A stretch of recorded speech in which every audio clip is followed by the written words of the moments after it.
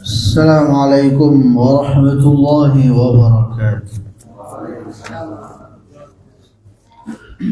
Innal hamdalillah nahmaduhu wa nasta'inuhu wa nastaghfiruh wa na'udzu billahi min shururi anfusina wa min sayyiati a'malina. Man yahdihillahu fala mudilla lahu wa man yudlil fala hadiya lahu.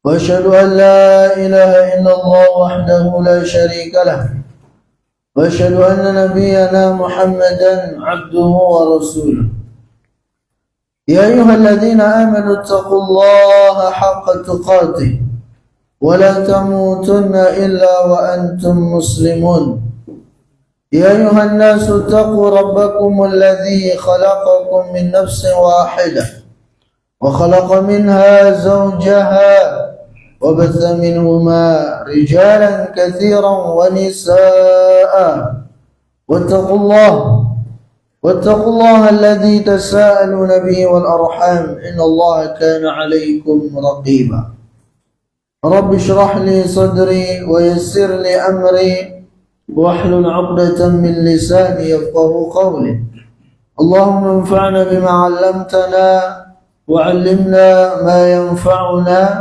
وزدنا علما يا رب العالمين. Ikhwanul a'izza, puji dan syukur senantiasa kita panjatkan kepada Allah Subhanahu wa taala atas segala limpahan nikmat dan karunia yang telah Allah Subhanahu wa taala berikan kepada kita semua, khususnya nikmat iman dan Islam. Begitu pula nikmat kesehatan dan kesempatan yang alhamdulillah sampai saat ini masih dikaruniakan kepada kita semua. Kemudian juga salawat serta salam senantiasa kita peruntukkan kepada Nabi kita yang mulia, Nabi besar Muhammad sallallahu alaihi wasallam.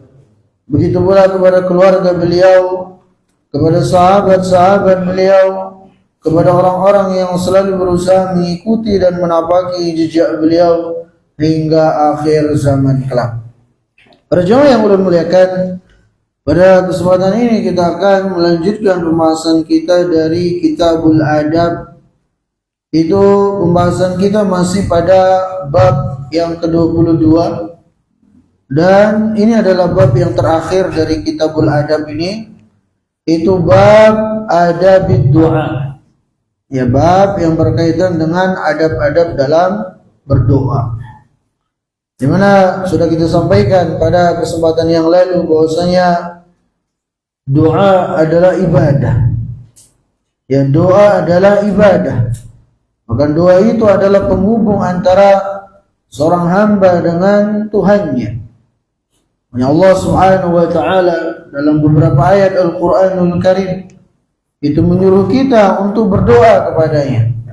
Allah Subhanahu wa taala berfirman, "Wa qala rabbukum ud'uni astajib lakum. Innal ladzina yastakbiruna an ibadati sayadkhuluna jahannama dakhirin." Dan Tuhan kalian telah berfirman, "Mintalah kepadaku, niscaya aku akan kabulkan.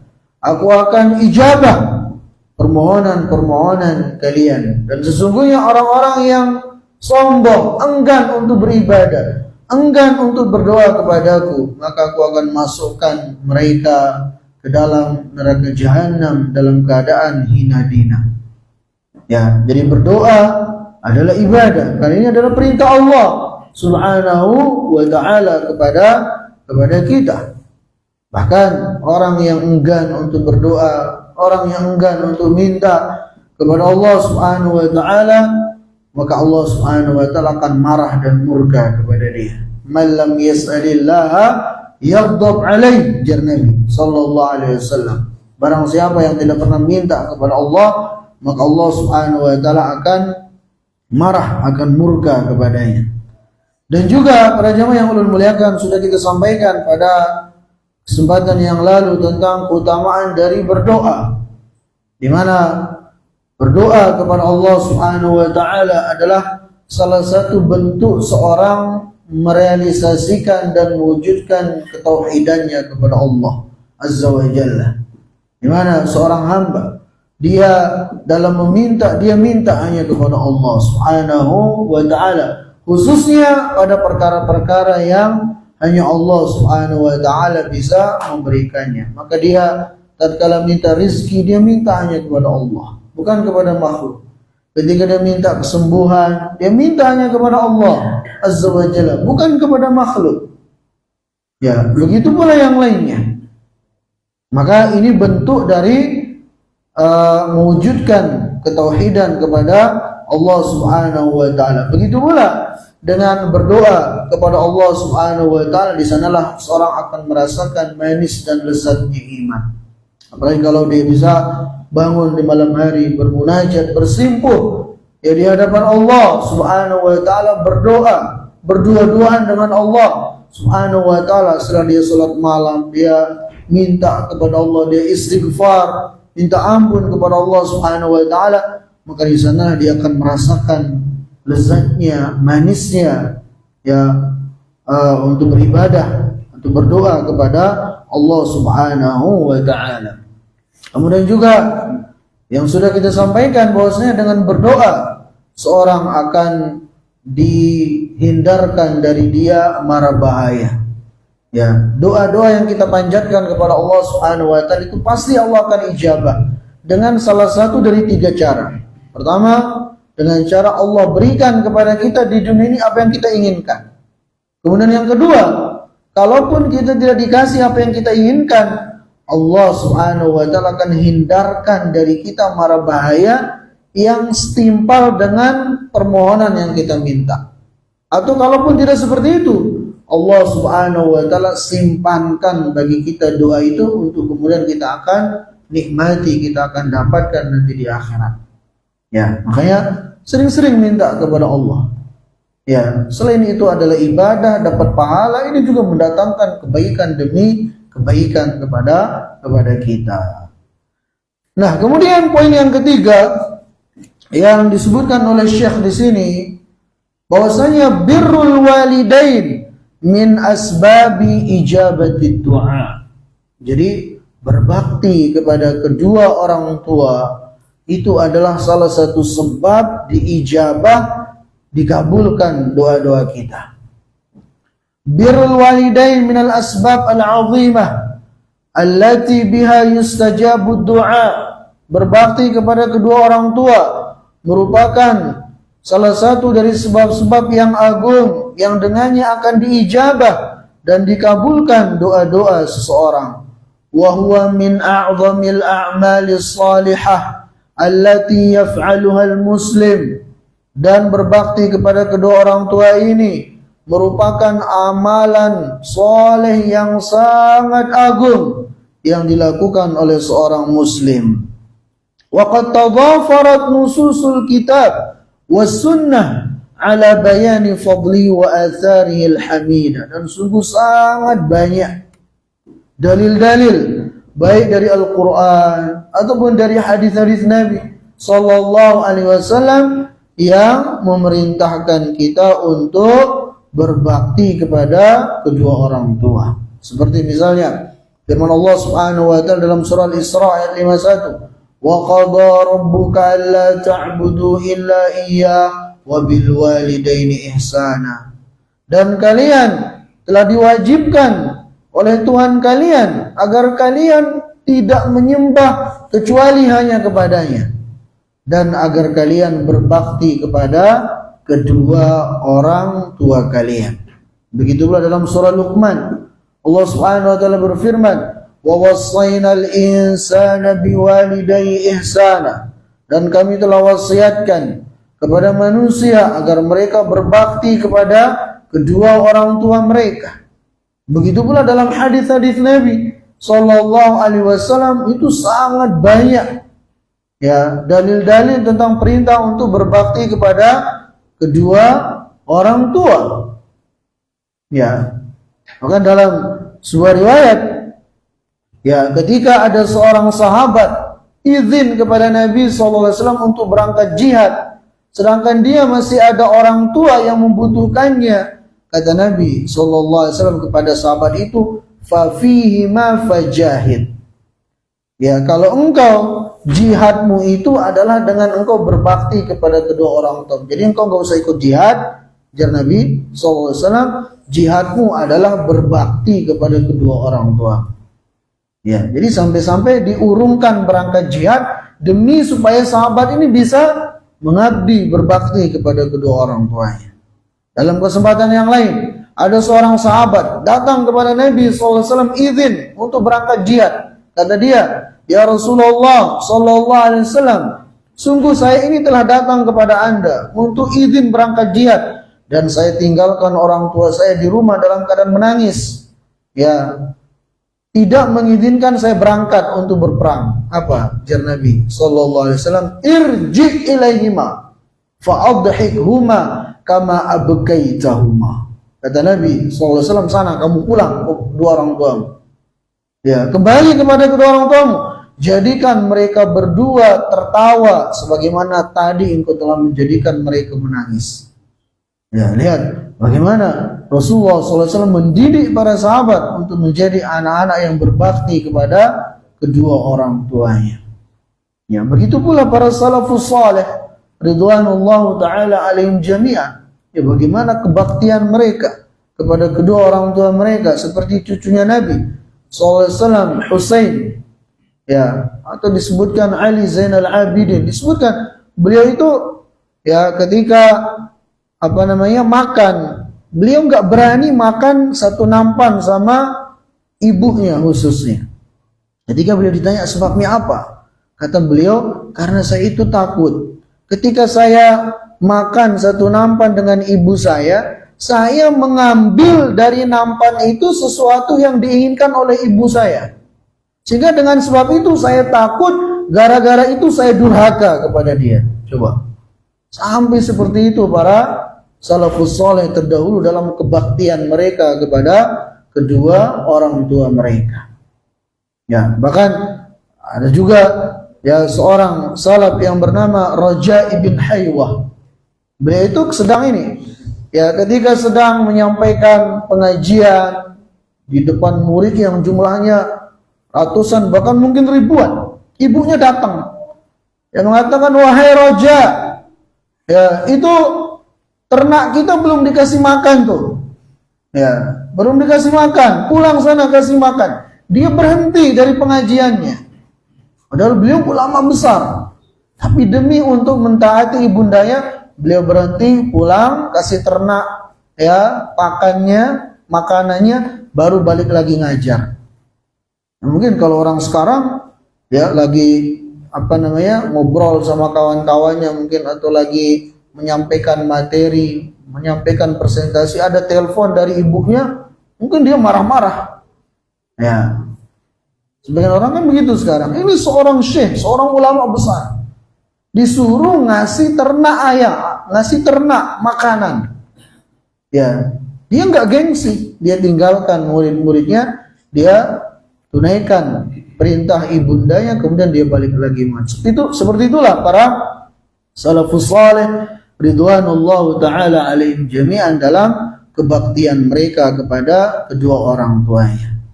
Nah, kemudian kata beliau di sini, walidha kanal bar biwalidayhi ahaduma muwaffaqan lil khairi daiman. Maka oleh karena itu, seorang anak yang berbakti kepada kedua orang tuanya atau salah satu dari kedua orang tua yang masih hidup, itu adalah anak yang akan selalu diberikan taufik oleh Allah Subhanahu wa taala di atas kebaikan.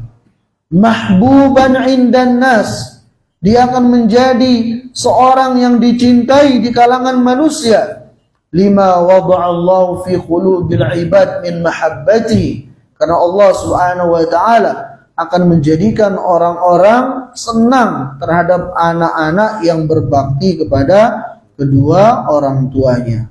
Wa huwa ma'a dzalika qaribun jiddan min tahaqquqi ijabati du'ai. Begitu pula seorang anak yang berbakti kepada kedua orang tuanya atau salah satunya, ya, maka doa-doanya akan selalu diijabah oleh Allah Subhanahu wa taala. Dan mungkin ini kita rasakan sendiri.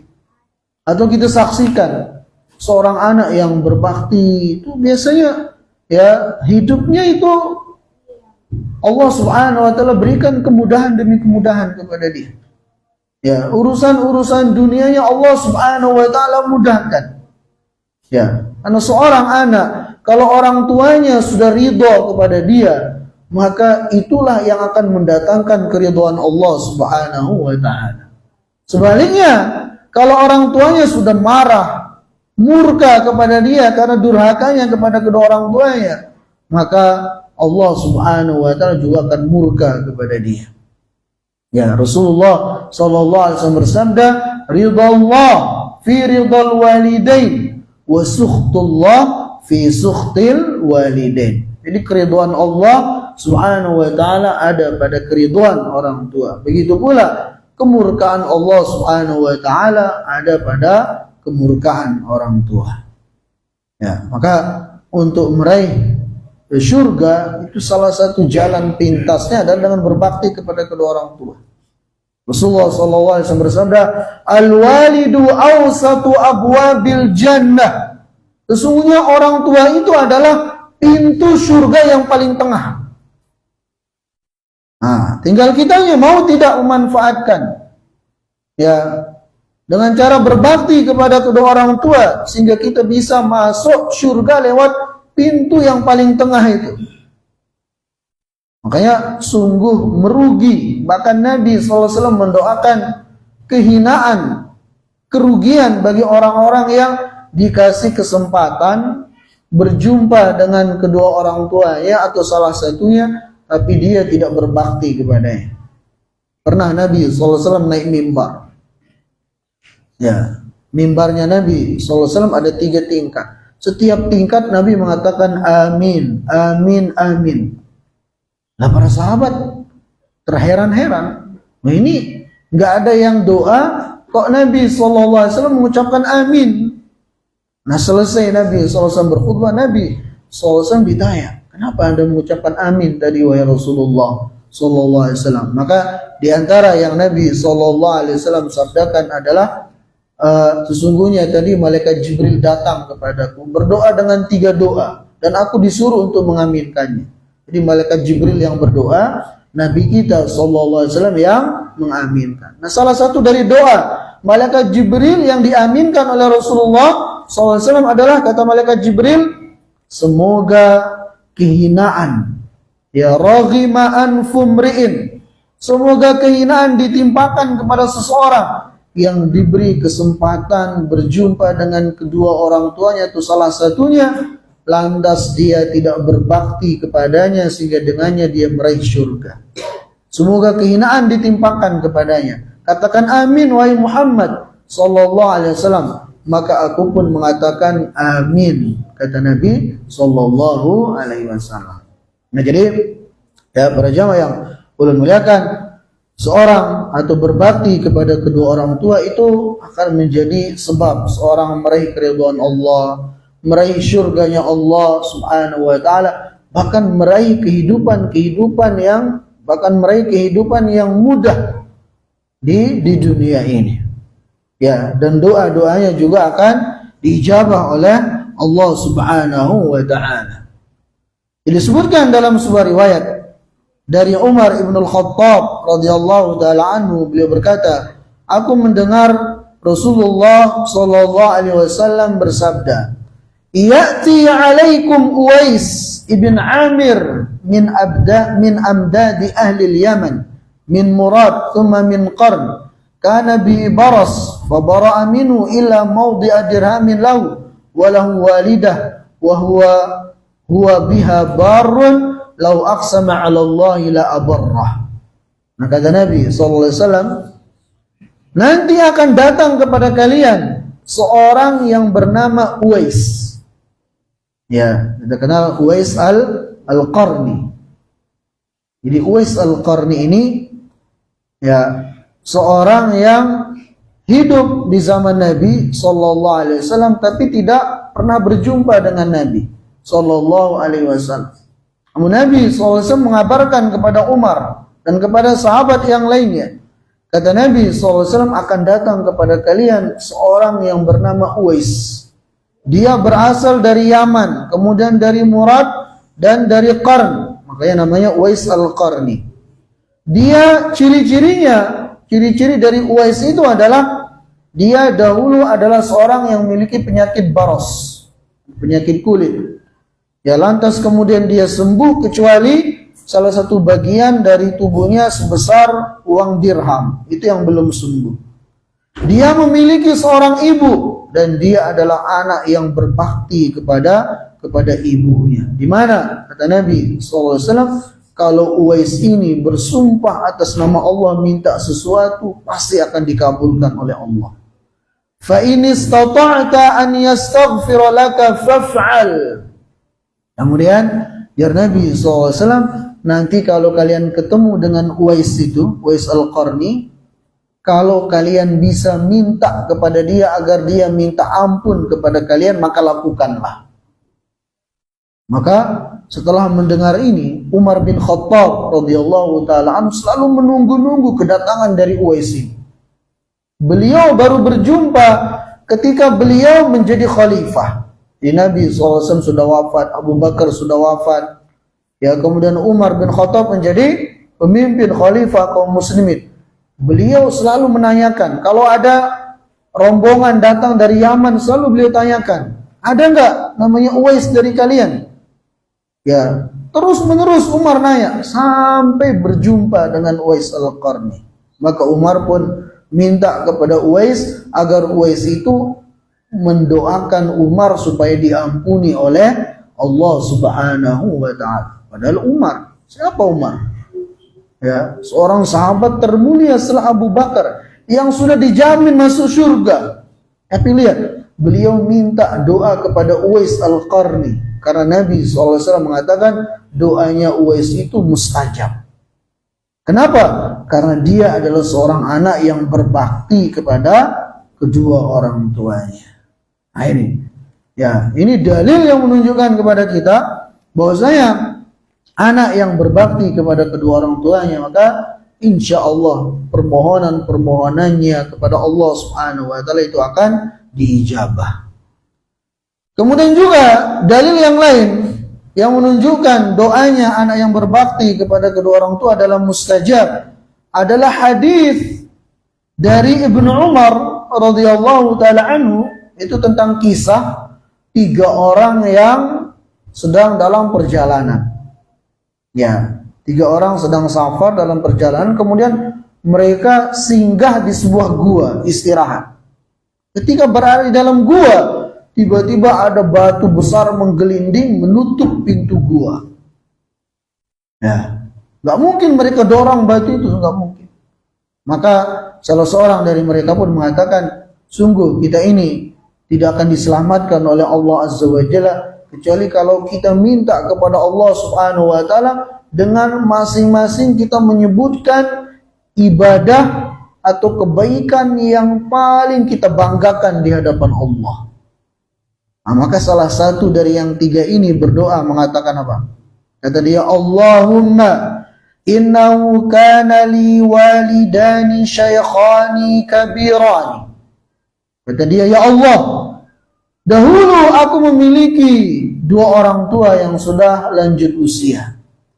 Wali sabiyya sighar kuntu ar'a alaihim fa idza rahat alaihim fa halabtu bada'tu biwalidayya asqihima qabla waladi. Kata laki-laki ini, ya, dia menyampaikan kebaikan yang pernah dia lakukan. Jadi aku, kata dia, hari-hariku itu adalah menggembalakan dombaku. Kemudian aku pun memerah, ya, susu kambing. Lantas aku pulang dan aku akan memberikan pertama kali kepada kedua orang tuaku sebelum anak-anakku. Jadi anak-anakku tidak akan pernah aku kasih kecuali orang tuaku duluan sudah minum. Kemudian katanya, wa innahu na'a bisyajar fama ataitu hatta amsaitu fawajadtu ma qad nama fahalamtu kama kuntu ahlub, dan seterusnya. Kata beliau, Hingga tiba suatu hari, ya, di mana aku itu telat pulang dari menggembalakan dombaku, sehingga sudah malam. Maka aku pun segera memerahkan susu kambing untuk kedua orang tuaku. Ketika aku hendak memberikan mereka, ternyata sudah tidur. Ya, sudah tidur. Sedangkan anak-anakku menginginkan susu itu.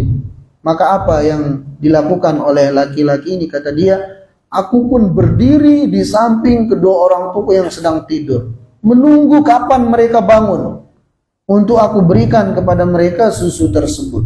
Sedangkan anak-anakku merengek, minta susu itu, tapi aku tidak memberikan mereka, kecuali sampai orang tuaku yang duluan. Sehingga kata dia, aku terus menunggu sampai tiba fajar. Ya, nunggu orang tuanya bangun sampai waktu fajar. Dia merasa bersalah terlambat gitu. Sehingga dia tunggu orang tuanya sampai subuh lagi itu. Baru orang tuanya bangun, baru dikasih minum, setelah itu baru dikasih anak-anaknya. Nah, setelah itu dia pun mengatakan, ya Allah, kalau aku melakukan kebaktian seperti itu karenamu ya Allah, maka bukakanlah pintu gua ini untuk kami, geserlah batu ini. Maka seketika batu itu pun bergeser dan mereka pun bisa keluar dari gua itu. Nah, ini ya contoh atau dalil yang menunjukkan kepada kita bahwasanya doa seorang anak yang berbakti kepada kedua orang tua itu mustajab, akan dikabulkan oleh Allah Subhanahu wa taala, apalagi dalam kondisi genting seperti ini. Ya. Nah, begitu pula sebaliknya. Ya, seorang anak yang durhaka kepada kedua orang tuanya, itu doa-doanya akan mental. Sulit untuk diijabah oleh Allah Subhanahu wa ta'ala. Ya, bahkan Rasulullah SAW menyebutkan ada dua dosa. Ada dua dosa yang biasanya Allah Subhanahu wa ta'ala segerakan hukumannya di dunia. Apa itu? Pertama adalah dosa durhaka kepada kedua orang tua. Kemudian yang kedua, dosa menzalimi sesama. Itu biasanya Allah Subhanahu wa taala langsung Allah berikan hukuman di dunia ini sebelum nanti dihukum di akhirat. Dan mungkin kita saksikan sendiri ya, anak-anak yang durhaka kepada kedua orang tuanya itu biasanya hidupnya susah, sempit. Ya, Allah hinakan dia di dunia sebelum nanti Allah hinakan lagi di akhirat. Ya, maka hati-hati kita. Hati-hati, jangan sampai kita menjadi anak yang durhaka kepada kedua orang tua. Ya, jadi itu ya, berbakti kepada kedua orang tua adalah sebab doa kita diijabah oleh Allah Azza wa Jalla. Sebaliknya, ya, durhaka kepada kedua orang tua itu sebab seorang itu akan dihinakan oleh Allah Subhanahu wa taala di dunia ini. Kemudian para jamaah yang mudah-mudahan dimuliakan dan dirahmati oleh Allah Azza wa Jalla, juga ya kita ingatkan, kita sebagai orang tua juga jangan pernah mendoakan kejelekan untuk anak-anak kita. Karena doa orang tua kepada anak-anak itu adalah mustajab. Ya. Jadi doakan, jangan pernah mendoakan keburukan. Sekesal apapun, semarah apapun kita kepada anak-anak kita, jangan pernah mendoakan keburukan kepada mereka. Karena itu biasanya mustajab, Allah kabulkan. Makanya Nabi SAW bersabda, la tad'u ala anfusikum wala ala amwalikum wala ala auladikum. Ya, jangan kalian mendoakan kejelekan untuk diri kalian, untuk harta-harta kalian, begitu pula untuk anak-anak kalian jangan.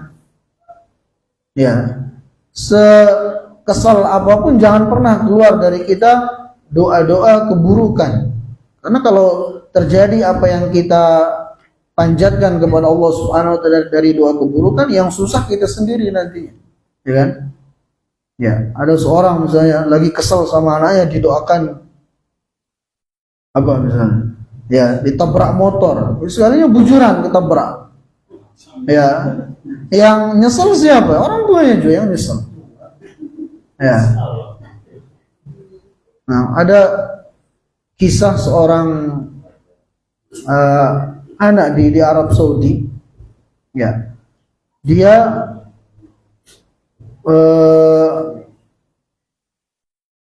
siapa namanya, ulun lupa. Ya, termasuk Syekh Sudais. Ya, Syekh Sudais itu disebutkan kisahnya apa? Ketika masih anak-anak, ya, Syekh Sudais kan sekarang jadi imam besar di Masjidil Haram. Bahkan beliau ya, ibarat kalau takmir masjid itu ketua takmir Masjidil Haram Syekh Sudais. Ya.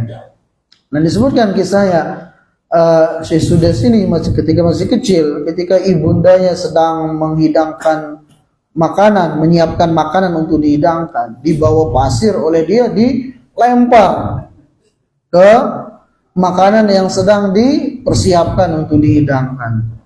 Pastinya ibunya kesal, tapi ibunya tetap mengucapkan kebaikan, mengatakan, ya, menjauh engkau, mudah-mudahan engkau menjadi imam Masjidil Haram.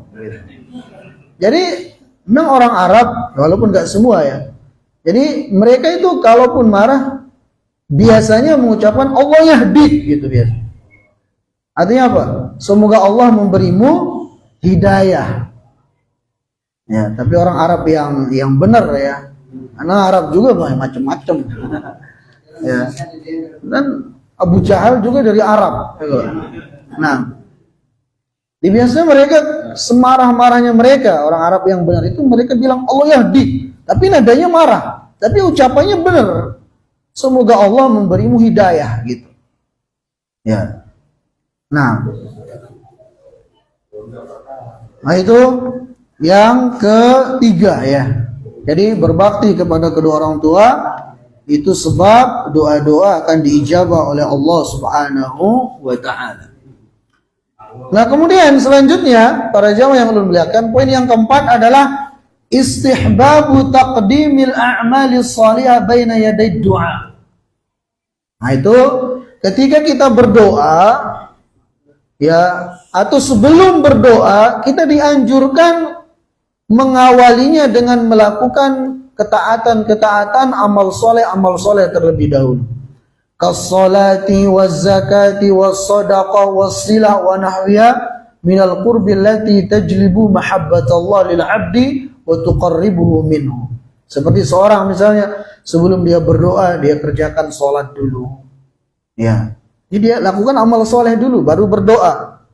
Dia bersedekah dulu misalnya, dia nyambung silaturahim. Karena itu semua akan menjadikan Allah Subhanahu wa taala semakin cinta, semakin dekat kepada dirinya. Fa mahabbatullahi lil 'abdi ta'ni ridahu anhu wa ta'idu wa nusrahu wa istijabahu wa du'ahu. Karena seseorang kalau sudah dekat dengan Allah, dicintai oleh Allah Subhanahu wa taala, maka itulah atau di sanalah doa-doanya itu akan diijabah oleh Allah Azza wa Jalla. Dia akan ditolong, dia akan didukung oleh Allah Subhanahu wa taala dan doa-doanya akan diijabah. Nah, maka ini ya para jamaah yang ulun muliakan menunjukkan kepada kita salah satu cara supaya doa-doa kita itu dikabulkan oleh Allah Azza wa Jalla adalah awali dengan kita melakukan amal soleh. Ya, melakukan ketaatan kepada Allah Subhanahu wa taala. Ya, seperti yang tadi juga orang yang sedang terjebak di dalam gua itu. Jadi dia menyebutkan amal soleh itu juga dianjurkan. Itu namanya bertawassul dengan amal soleh yang pernah dilakukan. Ya. Jadi kita ingat-ingat apa amal soleh yang paling saya banggakan di hadapan Allah. Kalau ada ya. Makanya penting kita itu punya amal yang besar yang mungkin hanya kita dengan Allah yang mengetahuinya. Sehingga itu yang kita banggakan di hadapan Allah. Sehingga nanti kalau ada kondisi-kondisi mendesak, kita menyebut amalan itu di hadapan Allah Subhanahu wa taala, kemudian kita katakan seperti yang dikatakan oleh laki-laki tadi. Ya Allah, kalau aku melakukan amalan ini betul-betul karenamu ya Allah, maka ya kabulkan permohonanku ini, berikan aku ini, dan seterusnya. Ini namanya bertawassul dengan amal soleh yang pernah kita lakukan. Ini dianjurkan dalam berdoa. Ya, nah termasuk juga dengan yang disebutkan di sini. Awali dengan melakukan amal soleh. Makanya seperti kita bingung ya dalam memilih. Anjurannya apa? Kita sholat dulu, sholat istikharah. Awali dengan sholat, baru kita minta petunjuk kepada Allah Subhanahu wa ta'ala agar diberikan ya pilihan yang tepat begitu. Ya, diawali dengan sholat. Atau ketika kita sujud kan di sana kondisi seorang hamba itu paling dekat dengan Allah Subhanahu wa ta'ala karena dia sedang beribadah, sedang melakukan ibadah yang agung, itu sholat. Nabi SAW bersabda, aqrabu ma yakunul abdu inda rabbi wa huwa sajid fa'akthiru minad du'a. Yang artinya sesungguhnya posisi seorang hamba itu paling dekat kepada Allah Subhanahu wa ta'ala adalah ketika dia sedang sujud. Maka perbanyaklah doa-doa ketika sujud itu. Dan amal soleh yang lainnya. Ya, itu semua ketika kita melakukannya kemudian kita berdoa, maka insya Allah doa-doa kita itu akan diijabah oleh Allah Subhanahu wa ta'ala. Berapa menit lagi? Masih 8. Nah, kita tambah satu lagi. Yang kelima yang beliau sebutkan di sini adalah al-iktsaru min nawafil ibadat ba'dal faraid min asbab ijabati du'a. Nah, ini. Jadi memperbanyak ibadah-ibadah sunnah setelah kita mengerjakan ibadah-ibadah wajib, itu salah satu sebab mustajabnya doa-doa kita. Ya, kathratu nawafil ibadat ba'dal faraid kasolatin nafilah wa sawmi tatawwu wa sadaqat al-mustahabbat wa nahwiyah min nawafil ibadat tuaddi ila ijabati du'ai hadza al-mutaqarrib ila rabbih bin nawafil ba'dal faraid. Jadi seorang ketika memperbanyak salat sunnah, memperbanyak puasa sunnah, memperbanyak sedekah-sedekah yang sunnah, ya, itu semua akan menjadikan dia semakin dekat kepada Allah, semakin dicintai oleh Allah Subhanahu wa ta'ala, sehingga kemudian apa? Doa-doanya akan mustajab, akan selalu diijabah oleh Allah Subhanahu wa ta'ala. Jadi setelah kita sempurnakan yang wajib-wajib, baru kita tambahi dengan yang sunnah-sunnah. Ya, dalilnya adalah hadis wali. Jadi ada hadis yang terkenal dengan hadis wali. Itu hadisnya hadis qudsi dari Abu Hurairah radhiyallahu taala anhu, bahwasanya Rasulullah sallallahu alaihi wasallam bersabda, Allah Subhanahu wa taala berfirman, "Man 'adali waliyan faqad adzantuhu bil harbi." Ya, kata Allah, firman Allah Azza wa Jalla, barang siapa yang memusuhi waliku, maka aku umumkan perang kepada dia. Wa ma taqarraba ilayya 'abdi bi syai'in ahabba ilayya mimma aftaratuhu 'alaihi. Kemudian firman Allah Azza wa Jalla, dan tidak ada sesuatu yang paling aku senangi hambaku itu mendekatkan dirinya kepadaku dengan ibadah itu kecuali yang aku wajibkan kepadanya.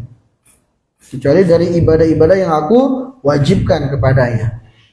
Jadi ketika kita mengabdi kepada Allah, beribadah kepada Allah, mulailah dengan menyempurnakan yang wajib-wajib. Karena itu yang paling Allah cintai. Kemudian firman Allah, "Wa ma yazalu 'abdi yataqarrabu ilayya bin nawafil hatta uhibbah."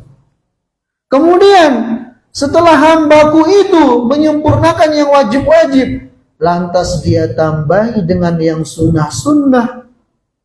Ya, setelah dia sempurnakan salat 5 waktu, ditambah dengan salat-salat sunnah. Setelah dia sempurnakan puasa di bulan Ramadan, dia tambah dengan puasa-puasa sunnah. Setelah dia sempurnakan zakatnya yang wajib, dia tambah dengan sedekah-sedekah sunnah. Maka disinilah hatta uhibbahu, maka aku akan mencintai si hamba itu. Fa idza ahbabtu, kalau aku sudah mencintai hambaku itu, kuntu sam'ahu alladhi yasma'u bih, aku akan menjadi pendengarannya yang dengannya dia mendengar, akan menjadi penglihatannya yang dengannya dia melihat, akan menjadi tangannya yang dengannya dia memegang, akan menjadi kakinya yang dengannya dia berjalan. Maksudnya apa ini? Ya, sebagian orang salah paham. Dikirain maksudnya berarti Allah nyatu dengan makhluknya. Gak seperti itu pemahamannya. Maksudnya adalah telinganya, pendengarannya Allah akan bimbing sehingga dia tidak akan mendengar kecuali yang diridhoi oleh Allah. Penglihatannya Allah akan bimbing sehingga dia tidak akan melihat kecuali yang diridhoi oleh Allah. Tangannya Allah akan bimbing sehingga tidak akan memegang kecuali yang diridhoi oleh Allah. Begitu pula kakinya, itu maksudnya. Ya, kemudian Allah Subhanahu wa taala berfirman, "Wa in sa'alani la u'tiyannah."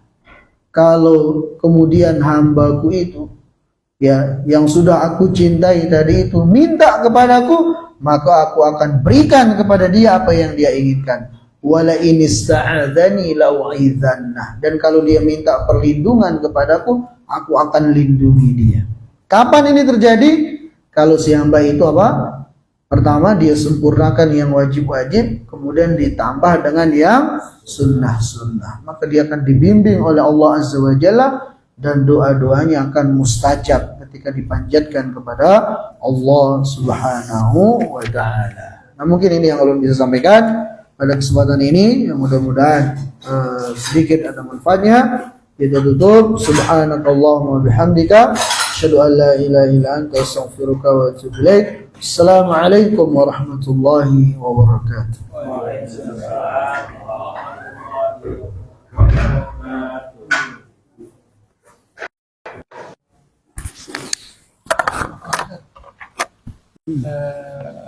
Tadi kan tadi kita berdoa pada waktu sujud ya.